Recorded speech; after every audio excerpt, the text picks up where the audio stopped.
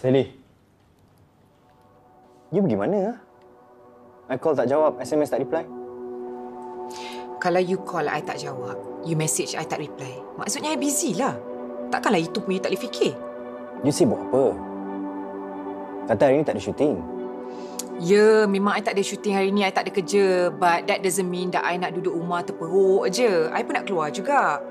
You boleh tak kalau tak busy body hal I, tak payah nak jadi suami misali sangat I rimas.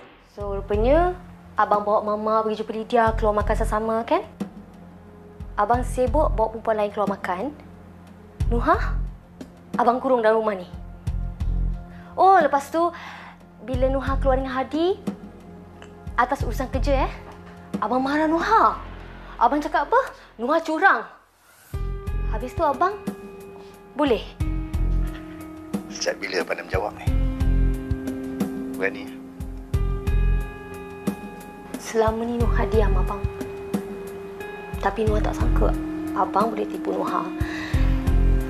Kalau abang suka sangat dengan Lydia tu, tolong lepaskan Nuha, abang. Wow, ini reaksi saya. Baik, itu sedutan drama yang ada kaitan dengan topik kita pada hari ini. Seperti yang Syira dan saya dah war-warkan di awal tadi. Kongkong dan terkongkong. Aduh, macam susah sangat nak hidup dalam sebuah perhubungan yang kita dikongkong lah, Syira. Betul tu, Sugi. Dan untuk kita bercerita dengan lebih lanjut, kita nak tanya pengalaman, kita nak tanya tips. Pastinya kami tidak berdua, kami berempat. Sugi, ini dua merah jambu lawan dengan dua purple di sana. Kita bersama dengan Encik Fazli Aziz di sebelah kanan selaku perundi motivasi dan juga Haiza Hanafi selaku selebriti. Assalamualaikum, sihat kedua-duanya. Waalaikumsalam warahmatullahi wabarakatuh. Alhamdulillah. Salam Jumaat juga. Salam purple. Salam purple, salam pink. Okey, baik. Topik kita hari ini, Encik Fazli rasa ni topik yang panas ke? Kongkong dan terkongkong ini. Ya, dia sedikit memanaskan jugalah. Okey, mungkin Encik Fazli boleh mulakan dengan kita mukadimahnya. Bila bercakap mengenai kongkong dan terkongkong ni, adakah ini sesuatu perkara yang harus dirisaukan ataupun tidak? Kongkong dia pada saya macam ni. Pertama kita kena define dulu apa maksud kongkong. Kan? Sebab kalau kita tak define dulu nanti kan orang ni faham kongkongnya maknanya lain, kongkongnya maknanya lain. Pada saya kongkong ni adalah apabila kita dengan pasangan. Contoh saya lah. Maknanya saya nak pasangan ikut semua kehendak saya. Semua perkara tu mesti dilakukan dengan cara saya. Semua perkara tu mesti ikut kesukaan saya. Maka itu adalah kongkong lah. Okey, maaf. Dalam bahasa Inggeris kira macam controlling. Control lah. Orang Kelantan kata pun kontrol lah. Okey, kontrol. Jadi bila kita sebut kongkong, kali itulah definisinya. Cuma kadang-kadang kongkong ni, kontrol ni dia boleh menggambarkan perasaan sayang. Cinta dan sayang lah. Sebab apa? Sebab macam mana kita nak bezakan protektif dengan juga kontrol? Sebab orang yang protektif juga akan kontrol. Ya, betul. Dia akan kontrol you nak pergi mana. You bagilah cadangan. Ambil berat lah. Cuma sampai satu extent dia akan jadi overprotective. To the extent dia akan jadi over control. Yang ini yang sebenarnya kita nak tahu sampai extent ini ke tidak. Orang yang dikongkong tu dia kena sedar, dia rasa ni macam terlebih, tak betul. Ini macam sampai semua benda, semua WhatsApp pun nak tengok.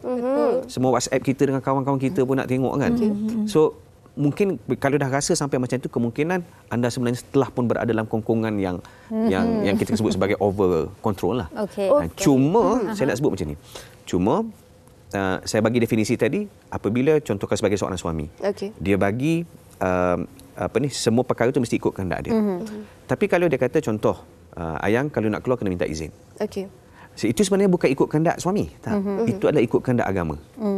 Maknanya agama adalah ada panduan dia. So kalau macam contoh dia kontrol isteri, dia jaga isteri untuk ikut panduan agama, pada saya itu bukan kongkong. Maksudnya ke arah kebaikan tak ada masalah. Begitu? Ke arah kebaikan tidak ada masalah.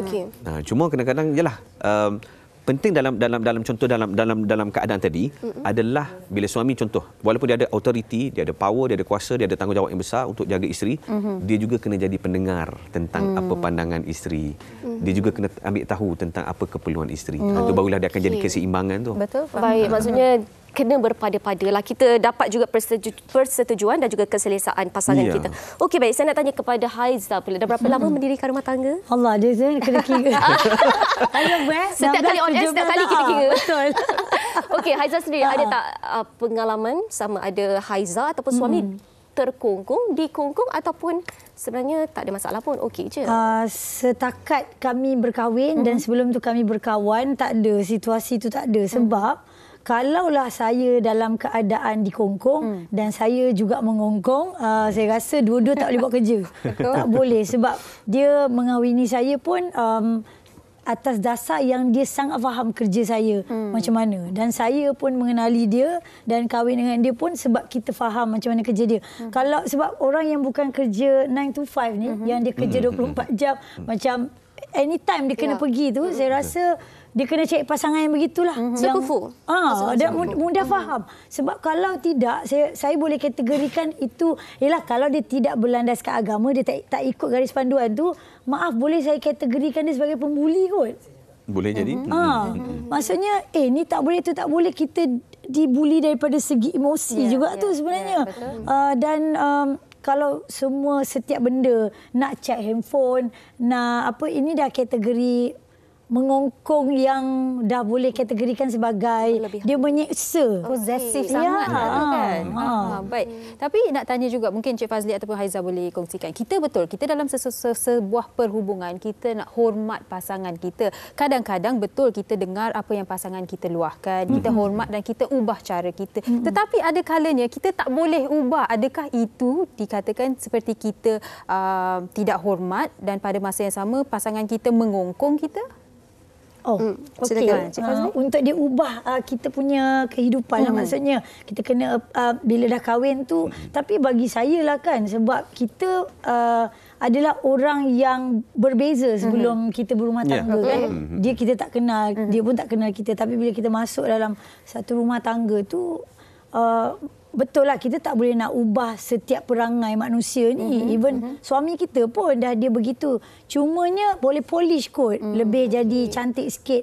Mungkin sebelum ni contoh agak malas sedikit kan. Mungkin bangun tidur tak kemas ke apa ke. Bukan suami awak lah. Bukan. Dia sangat pengemas. Malah jadi dia awak yang tak kemas juga. Dia macam dia berbeza. Dia berlawanan. Maksudnya benda-benda tu lah. Mungkin ada kekurangan daripada saya juga yang sebelum ini tidak begitu. Kita bertukar. Saya rasa tu penting juga tu. Kalau kita tak berubah, dia macam ada satu red flag juga dalam kita punya perkahwinan. Sebab tu pada saya paling penting dalam rumah tangga ni sebelum kita berkahwin pun adalah ta'aruf, berkenalan. Kena kenal. Tak semestinya bercinta tapi berkawan. Berkawan ni maknanya kita tahu sedikit perangai, latar belakang kerja macam mana kan. Supaya apa? Supaya tak terkejut. Kan? Betul. Sebab betul Haiza sebut tadi tu. Sebab tadi. Saya pula terkejut. Kan, sebab latar belakang berbeza, bukan saja latar belakang berbeza, budaya kita dibesarkan berbeza, harapan dalam rumah tangga berbeza, cara kita faham mak ayah kita layan ayah kita. Kita kadang-kadang kita reference kita adalah mak ayah kita. Jadi bila kita kahwin, kita mengharapkan yang layan isteri kita layan kita macam mak kita layan ayah kita. Ini contohlah. Jadi kadang-kadang sedangkan keluarga isteri kita pula mungkin berbeza. So di situ penting untuk bila duduk dalam satu rumah, di sini penting untuk siapa nak lead, siapa nak follow. Dan di sini penting untuk pertama kenali perbezaan, yang kedua macam mana nak rapatkan jurang perbezaan. Sebab ada perkara yang boleh diubah, ada perkara yang tak boleh diubah. So yang jadi stres dalam rumah tangga ni adalah apabila kita nak mengubah perkara yang tak boleh diubah oleh pasangan. Betul. Itu yang akan jadi bergolak lah. Tak harmoni lah. Betul. Macam-macam boleh jadi. Saya kira ini juga ada kena mengenanya dengan pengalaman daripada penonton kita ini, iaitu daripada Nur Aziki Muhammad Yusof. Katanya ini daripada pengalaman sendiri juga lah ya. Topik mengongkong atau dikongkong, isunya siapa yang suka dikongkong atau mengongkong. Kadang-kadang mungkin dua-dua pun sekufu dan tak suka lagi-lagi lah kalau ada anak. Sang suami tak suka bawa anak bini jalan dan sanggup mengongkong isteri di rumah kerana malu dan terbeban, jadi disuruhnya duduk di rumah saja. Selalunya lelaki suka mengongkong isteri dengan anak-anak daripada isteri itu juga. Ini dari pengalaman sendiri. Bermaksud seorang suami menggunakan kuasa vetonya untuk suruh isteri dan juga anak-anak duduk di rumah, sedangkan dia selain daripada keluar bekerja, dia boleh bersukaria. Ini dah tak adil. Macam mana Encik Fazli? Di sinilah sebenarnya pada saya seorang suami walaupun ada kuasa, dia macam ni. Suami sebagai pemimpin rumah tangga, isteri dan anak-anak macam rakyat lah. Pemimpin kena faham apa masalah rakyat. Okey. Setuju. Kan? Dia tak boleh hanya sekadar dia apply undang-undang, peraturan kan, tanpa memahami keadaan keperluan asas, kebajikan tu. Okey. Sebab tu dalam rumah tangga pada saya, suami kalau kita nak guna kuasa semata-mata, kita hanya akan ada isteri yang hanya taat kerana takut, taat kerana bukan sebab cinta. Taat hanya kerana mungkin agama suruh, tapi emosi tak ada. Tak ada perasaan. Sebab tu yang paling dia macam ni, saat kita sihat ni okeylah. Bila kita sakit, Betul. kan, bila kita sakit, suami yang apa ni, Garang tu yang tadi garang tu tadi, Hilang garangnya. maknanya pada masa itu baru kita sedar bahawa penting sebenarnya bila rumah tangga ni untuk diisi dengan emosi, kasih sayang, cinta, dan nak rasa pasangan tu didengar dicintai. Pasangan tu nak rasa dia dicintai oleh suami dia adalah dengan mendengar apa keperluan dia, penuhi keperluan. Isteri ni walaupun dia suri rumah, dia tetap manusia. Lebih manusia ni, dia adalah makhluk sosial. Kita bila berkawan pergi ni, kita akan dapat banyak emosi yang positif. Dengan kawan yang baiklah. Kalau kawan yang macam macam hasutan syaitan tu, tetaplah benda tak baik juga kan. Tapi maknanya berkawan, dapat jumpa orang, pergi keluar. Ingat tak PKP dulu? Duduk dalam rumah pun tapi stres. Padahal dalam rumah tu ada TV, ada makan, semua sekali. Tapi emosi kita tak ada. So sama juga, kalau suami pun nak keluar bebas, isteri juga nak keluar bebas. Cuma dalam keadaan dilindungi oleh suami. Tapi kan Syira, Haiza dan juga Encik Fazli, apa yang saya tak puas hati, kebanyakan daripada mereka di luar sana, terutamanya kaum lelaki bila mereka lihat seorang lelaki kata tak boleh keluar lipat dengan member ke, kalau isteri kata tak sukakan sesuatu, oh kau ni queen control. Padahal queen control tu bukannya sesuatu yang negatif sangat. Mungkin isteri itu ambil berat pada suaminya, dan bukan nak kata semua isteri orang kata tidak mengongkong suami mereka. Ada yang mengongkong, betul, tapi sering kali kau ni suami isteri kau queen control lah, queen takut control isteri lah. ni. Kadang-kadang ada Isteri jawab dulu. Tak, sebab kadang-kadang Aiza tengok dari perbualan kawan-kawan kan, ramai yang suka kita panggil lah ayat-ayat yang menganjing kawan-kawan. Tu tak kan? Maaflah ya. Kadang-kadang macam ni bagi bakar, dibakar. Sedangkan isteri dia tak begitu. Kau tak boleh keluar, kau ni tak boleh ni. Sometimes ada yang tak perlu pun aku nak cerita dengan kau sebab apa aku tak boleh keluar. Tapi segala benda nak bentangkan kat kawan-kawan kat kedai kopi. Habislah lepak. Leceh juga. Ada juga isteri yang kadang-kadang keluarlah, tak apa, jumpa kawan-kawan. Suami pula tak nak. Sabar. Tak apa, it's okay. Maknanya begitulah. Tapi kalau kehidupan tu terkongkong dan dikongkong, saya rasa baik diletak dalam penjara je lah. Dia bergari kaki, tangan, tak payah buat apa-apa. Frame okey juga. Tak dalam frame. Suami atau isteri bukan frame ya. Bukan untuk pandang sahaja. Okey. Encik Fazli, saya rasa ada sesuatu yang ingin ditambah. Tapi lepas ni Encik Fazli, boleh ya? Sebab kami nak juga anda dengarkan pandangan orang ramai berkaitan dengan topik kita pada hari ini. Jom kita tengok.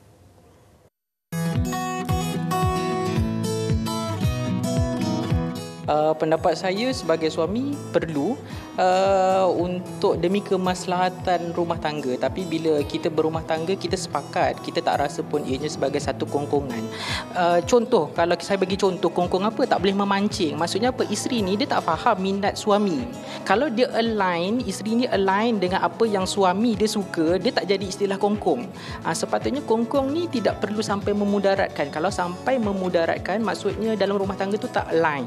Okey, saya pula sama dengan suami saya sebab biasa kita orang memang ada komunikasi lah. Sebab bagi saya dalam perkahwinan tu komunikasi sangat penting. Memang istilah mengongkong tu kita rasa dia macam harsh kan. Tapi sebenarnya kongkong tu sendiri bagi saya bila ada kesepakatan bersama, dia jadi benda yang harmoni lah. So kalau tanya saya, mengongkong lah. Dia bila dah kahwin tu kena saling percaya satu sama lain lah. Dia tak perlu mengongkong antara satu pun. Sebenarnya kena patuh pada ajaran kita lah, agama. Dia kalau kita berkahwin, kalau kita tak percaya, buat apa kita kahwin? Senang. Kalau kita rasa isteri nak keluar, kita tak percaya, kita takut, pasti ada sesuatu benda yang dia buat di sesuatu, ataupun kita sendiri sebagai seorang lelaki kita buat sesuatu. So bila kita balik pada kata perkata isteri ni kan cerminan suami. Terbaik, saya suka abang tadi tu. Kalau kita tidak percaya, buat apa kita kahwin? Tak payah kahwin. Kita perlukan kepercayaan itu. Baik, Cik Fazli, tadi ada sesuatu ingin dikongsikan. Kadang-kadang seorang suami pun kena faham kenapa isteri macam ada nak mengongkong kan. Pertama, ada kemungkinan isteri ni ada kebimbangan tertentu. Kadang-kadang bila terlalu sayang pun kita risau kan, kita takut suami pula handsome, kurus pula tu. Muka macam model. Jadi pujaan Malaya. Jadi setiap kali dia keluar tu bimbanglah. Kan? Atau mesti pernah buat salah. Itu poin yang kedua lah. Satu. Yang kedua adalah mungkin pengalaman-pengalaman lepas lah, pernah buat salah dan sebagainya. Jadi dia jadi kebimbangan tu semakin tinggi lah. Dan yang ketiga adalah trust issue lah. Trust issue ni memang betul, perkahwinan ni mesti dibina atas kepercayaan. Jadi bila hilang percaya, maka akan huru-hara lah hubungan. Sebab apa? Kita akan sentiasa dihantui dengan kebimbangan. Bimbang suami keluar, bimbang isteri keluar, bimbang. Kan? Jadi bila sentiasa bimbang itu menyebabkan kita asyik tanya. Kan? So, dia sendiri akan menyusahkan hidup kita lah. Kita tak tenteram, orang lain pun tak tenteram. Kita tengah buat kerja pun sibuk, kita nak update buat mana. Okey, macam Haiza sendiri dalam rumah tangga, dalam hubungan Haiza selalu tak dengan suami. Saya dah sampai office, saya keluar makan. Maksudnya kita laporkan gerak-geri kita. Saya tidak sangat begitu. Contoh dia tahu dah kita pergi kerja, kadang-kadang dia hantar dah sampai ke? Dah okey, dia macam tu je. Tapi selalu dia lah yang memulakan ayat untuk tanya. Dan kalau dia pula kalau keluar, dia dah sampai. Dia yang selalu update pada Haiza. Padahal Haiza tak minta pun. Dan kita faham sebab kita percaya. Kita tahu tujuan dia nak pergi mana, nak pergi kerja. Ada game apa semua kan. Okey, kita tahulah. Paling-paling pun dia terus pergi Padang. Tak pun mungkin sebelum pergi Padang, adalah pergi minum kawan-kawan dulu ke sebelum nak pergi exercise, nak start stretching dan sebagainya. Sebab Aizah faham itu adalah template dia. Kita tahu itulah benda yang rutin yang akan dibuat pun. Dan satu lagi, kalau kita berada di dalam situasi dikongkong ni kan, susahlah macam mana kita nak meneruskan perkahwinan. Nak bergerak sana tak boleh, nak bergerak sini tak boleh. Takkan akhir cerita tu memang kena duduk kat rumah. Betul. Kan, sedangkan tanggungjawab masing-masing tu ada kan. Dan faktor umur juga. Kalau kita satu usia dengan pasangan kita, saya rasa dia satu era dengan kita kan. Takkan dia tak faham apa yang berlaku satu kepala kan. Mungkin juga kalau orang tu berbeza daripada segi usia, mungkin pasangan lelaki tu lebih tua sedikit, kadang-kadang tak apalah, umur muda tak apalah, lepas okey nak pergi mana, asalkan hormatlah bagi tahu kan. Tapi kalau dia satu umur dan dia tak faham, susah pun. Mungkin Cik Fazli boleh tambah sedikit. Adakah umur itu menjadi faktor seseorang itu mengongkong ataupun dikongkong? Sebenarnya saya rasa dia bukan soal umur tapi soal kematangan. Sebab kematangan ni tak berkait dengan umur. Sebab tu ada orang muda kahwin awal, tapi bila dia matang, dia mampu handle cabaran, okeylah kan. Ada orang walaupun berusia, walaupun kahwin di usia lambat dengan kestabilan kewangan dan sebagainya, tapi bila tak matang, isu kecil boleh jadi besar. Kan? Sebab apa? Sebab dia berkait dengan kematangan. So, bila pasangan muda, dia ada karakter-karakter dia. Kan? Maknanya kalau isteri muda, suami berusia sikitlah. Nak kata tua tak sebut tua lah, berusia lah kan. Jadi matang. Jadi mungkin isteri lebih manja, isteri pula lebih mungkin nak bebas lagi kan, nak bebas lagi. Tapi maknanya bila suami kahwin dengan isteri yang muda sebegini, jadi dia kena faham sedikit sebanyak tentang tu. Cuma tetap ada panduan. You nak pergi boleh tapi update kat mana. Jadi isteri pun kena faham lah. Tak salah lah suami tanya update kat mana apa semua kan. So sama juga kalau contoh suami ni dah berusia, dah matang. Kan? Kita muda lagi. Jadi bila isteri muda lagi, beri kepercayaan pada suami. Sebab kadang-kadang suami tu dia dah orang kata apa, mungkin kerjanya dah banyak perlukan pergerakan ke sana kemari dalam macam-macam dah.